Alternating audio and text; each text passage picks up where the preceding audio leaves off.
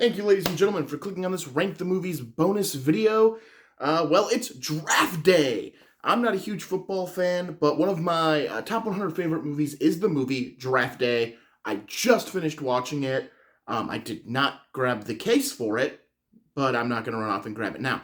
But I just finished watching it, and I just want to talk about it. I'm not a huge football fan. I'm really not. I'll watch it socially. If other people are watching football, I'll watch some football. Why not? But I'm not one who goes out of my way to watch football. But when I heard about this movie, when it came out, I really wanted to see it. And I did. I did see this one in theaters. And I kind of, unknowingly at that moment, but it did start there, I fell in love with this movie. That's why it's in my top 100. It's number 80, currently in the top 100. So definitely seems like one worth talking about. But yeah, I went and saw it, and I did. I fell in love with this movie. It came out on Blu-ray. I bought the Blu-ray, and I watched it again. And then it's one of those movies, even if it's not draft day, like today's just a good excuse to watch the movie. But it's one I'll just randomly look at it and go, man, I want to watch draft day. And then I'll just watch draft day. It is a very good movie. I think a lot of people don't like it. I think I know why a lot of people don't like it. It's because this movie, there's a lot of phone conversations because you're dealing with people who are in different states. Like half of this cast is not in Cleveland. The movie focuses on the Cleveland Browns during draft day and what happens with them. So they're talking to other coaches. They're talking to other representatives. And they're talking to draftees, all of whom are in, New York. They're in Jacksonville. They're in Seattle. So it has to be done by phone. Everything has to be done by phone in this movie. Once you get outside of the very core cast that is in Cleveland. So there's a lot of phone conversations. And I think the movie does a very good job visually because it tries to make it look like they're together by kind of intercutting the two frames. So that it looks like one of them's walking down the hallway and then the frame will cut over. And it'll kind of look like they're together. So it tries to help you understand, like, that this is a phone conversation. Yes, both men have phones up to their ears. But it is still a scene. This is still happening. This is still going on. So basically you have Sonny, I just watched the movie and they say it a lot. Sonny Weaver. Sonny Weaver Jr. is the general manager of the Cleveland Browns. He's played by Kevin Costner.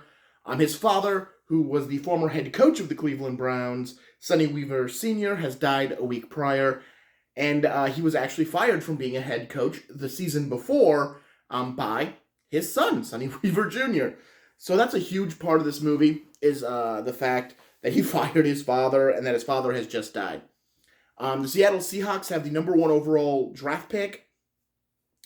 They are looking to fleece someone, get as much as they can for this draft pick, because the person who's going to go number 1, they're interested in, but more interested in what they can get. And what the number 1 draft pick is projected to be is a quarterback named Bo Callahan from the University of Wisconsin. He calls Sonny. Sonny initially rejects the offer of trading to number 1, and he goes out to meet his boss, the owner of the Cleveland Browns, who basically tells him he needs to make a splash. He needs to make a splash, and the fact that Sonny is considering a defensive player, he's told it's not a splash. That's not a splash. Nobody cares about defense. You need offense. You need to pick someone who can make a splash. So Sonny, in this moment of, doubt, because the radio's telling him he's a horrible GM, his boss just told him you need to make a splash or you're out, he makes a deal with Seattle to trade up to 1, basically trading away 3 years worth of first-round picks, the year in question and the 2 following. This pisses off his head coach, played by Dennis Leary, who actually believes that he just sold out the future of the team to get this 1 pick and this 1 quarterback, because he doesn't believe they need a quarterback. He believes they have a great quarterback in Brian Drew, who is really not developed beyond... He's talked about a lot. He shows up for a scene, but they try to make you feel really happy at the end of this movie for him. But yeah, he's not. He doesn't do a lot. The character himself doesn't do enough to warrant it, and that's the thing. One of the problems I have with this movie, as much as I love it, I can still find problems with a movie I love, and that is it has too many characters. It has too many characters it wants you to give a damn about. So when their story arcs end, you just don't care because you have all these other characters who you do care about, who you have invested in. You just don't care about these satellite characters who you're invested in because the story wants you to be invested, not because they've earned investment.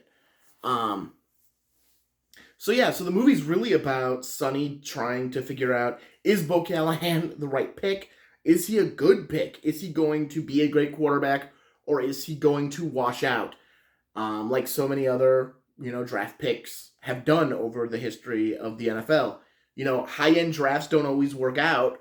And sometimes the low-end drafts are turn out to be the better players, which is brought up. But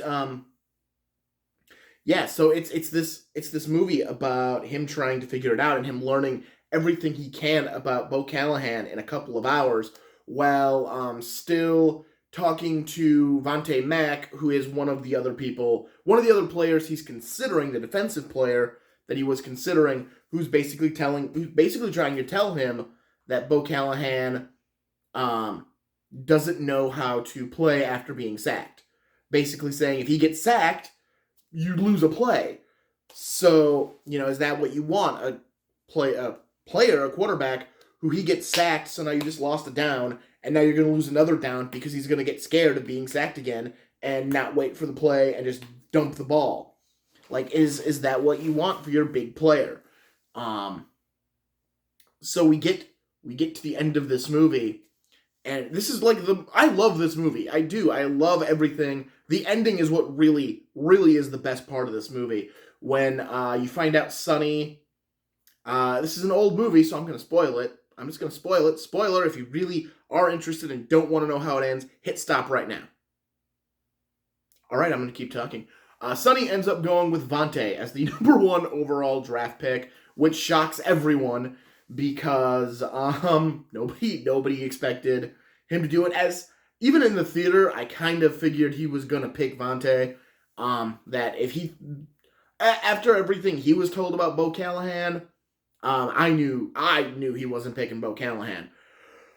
Sam Elliott has a cup of coffee in this movie as the coach of the University of Wisconsin, who gets called by Sonny asking him about Bo Callahan's teammates and if they liked him, which is just a great moment because Elliott gets real offensive by the fact that his team captain and this Heisman Trophy winning best player in the draft has no friends, and he tries making an excuse because he threw a birthday party and cops had something happen. Cops got called in. Cops took everybody's names, but none of his teammates' names were on the list. And his excuse is, the cops just decided not to take the players' names. They knew they didn't do anything wrong. They just didn't take them, which is clearly, a load of B. It makes sense, but it also doesn't because even somebody would have slipped through. Some players still would have gotten their names taken, regardless if the cops decided, nope, we're not taking their names. Some of them would have slipped through. He's also told about Kansas City, who does a $100 bill clipped to the back of a playbook, and that Brian Drew didn't know about it, and then tried to lie like he did know about it, which is something most players just accept when they're called on the lie that they did the lie. So he picks Vontae, and then a shitstorm begins because now the number 1 draft pick, who is supposed to go number 1, is still there, and a player who nobody expected to go until the late single digits, early teens is gone. So Bo Callahan begins falling down the draft order until the Seahawks, who now have the 7th pick, which was the Browns' original pick, are sitting there going, ha ha ha, we're gonna get this guy. We're gonna get all these number one picks, plus we're gonna get the great quarterback. This is a good day. But Sonny begins to work some magic, makes a deal with Jacksonville, who are at number 6, to trade with them a bunch of number 2 picks for their number 6 pick. So then Sonny can call Seattle and tell them, hey, I'm taking Bo unless you give me back my number 1 picks. Like, he basically holds them ransom, going, hey, I've looked at your fan sites, and your players, your fans are calling for your head on a pike. You need to give them Bo Callahan. You need to do this. And the only way you can do it is if you give me my number 1 picks back. He then throws some stuff that was said to him at the beginning of the movie when they were trying to make the initial trade. He throws some of that stuff back, and they end up picking up a player named Ray Jennings, who is a second-generation football player whose father played for the Browns, which is another one of those underdeveloped characters. Like, he's supposed to be that third option. Like, you're supposed to wonder if Sonny's going to take Vontae, Bo, or Ray. Even when they're about to call the name, it shows all 3 of them. But unfortunately, the Ray Jennings character, again, just not built enough in this movie. He's just not. Like, you get enough of him so you know who he is and why, but he's not given any character time. He's given a scene at the very beginning of the movie. He's brought up on a television sports show before his scene, and then he's kind of just not talked about. You see him a couple of times, like in New York, at Radio City for the draft, but he doesn't do anything. So it's that entire time it's going, well, you want him to be a third option, then you need to do something to make him a third option. Like, there was no point where I thought Sonny was actually considering him as his draft pick. And I think that's one of the things the movie kind of fails at. Again, it succeeds at so much that what it fails at isn't like the end of the world. It's not the end of the movie. It's just, it fails. It has a few points of failure, but it's such a good movie, I just don't care. But yeah, he ends up getting the Ray Jennings, who the coach wanted, who Coach Penn wants. He ends up getting the player he wants in Vontae Mack. He ends up getting a punt returner in the Seattle trade. And so he's had a really good night. And he went from, being scared about being fired, about not being able to actually draft a football team and build a football team, and, being caught in this mourning period of his father's death, to having this great night where he outsmarts everyone and has, and creates a team. He creates the team that he wants. So it's a great movie. It's a very powerful movie. There's some other subplots I didn't get into, but I really like it. I really like Draft Day. The only other problem I really have with this movie is I feel like Kevin Costner is like 10 years too old not to be a general manager of a football team. He's the right age for that. For the way his character is written, he seems like he's a guy who's only been general managing, like, he's general managed the Browns for 3 years, and he managed San Francisco for a few years before that. But I feel like that's it. That's all he's done. He's done, however, like 2 to 3 years in San Francisco, and now 2 years, because this is the start of his 3rd season, with the Browns. So I feel like that's it. That should encapsulate how long, the way he's written is that he's, he grew up in football because his father was a coach, so he's way more knowledgeable. But I feel like he should only be a GM for about 6 years. And most, from the way this movie makes it look like, most GMs are generally in their 40s. I'm not sure how old Kevin Costner is, but I feel like he was in his 50s plus. So I just feel like I would have accepted a lot. Like, it is, Kevin Costner is great in this movie, and he's fantastic in the role. I think he just looks a little older than what he should be. I think he does, his acting makes up for it, but after watching it over and over, after watching it as many times as I've watched it, you start noticing different things, and that's just one of the things, is I just feel like his character although very well acted, should be 10, 8 to 10 years younger than Kevin Costner, or at least look 8 to 10 years younger than Kevin Costner. It's 100% look, because again, I'm not sure how old, but he looks older than he should be. He looks like he should be the wise old GM when he's supposed to be playing the smart, like, I'm making all these deals, I'm good at my job, but I'm not so well established that I'm not at risk of getting fired GM.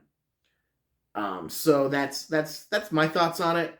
I really like the movie. If you've never gone out to see Draft Day, it is a drama. It has some comedic moments, but it's a drama. I'm not a huge drama person, but I really like this movie. I think it's very well done, and I'm glad I'm sharing this. So definitely check out Draft Day. Don't forget to like, comment, and subscribe. My video for See Spot Run, my least favorite movie ever. I forget it when I talk about movies I hate because I try to block this movie out of my brain. I did a review for that. It went up yesterday. Check that out. Listen to my disgust of See Spot Run. Next week, Wednesday, I begin talking, I want to say video games. I want to say I start talking video game movies, but I could be wrong. There might be something between that and video. There might be 4 episodes before video, but I don't think there is. I think it's video games. I think next week I'm talking Wing Commander. I think I'm talking Wing Commander next week. Not 100% sure. Didn't actually look at my schedule before I started recording this. Also, probably next Thursday I'll be dropping a video for Doctor Strange and the Multiverse of Madness, because I'm going to see that on Thursday. So yeah. So like, comment, subscribe. Check out some other videos while you're here. Yeah, enjoy. Check out Draft Day. It is Draft Day. It's the start of the draft. Check out Draft Day. Have a good one.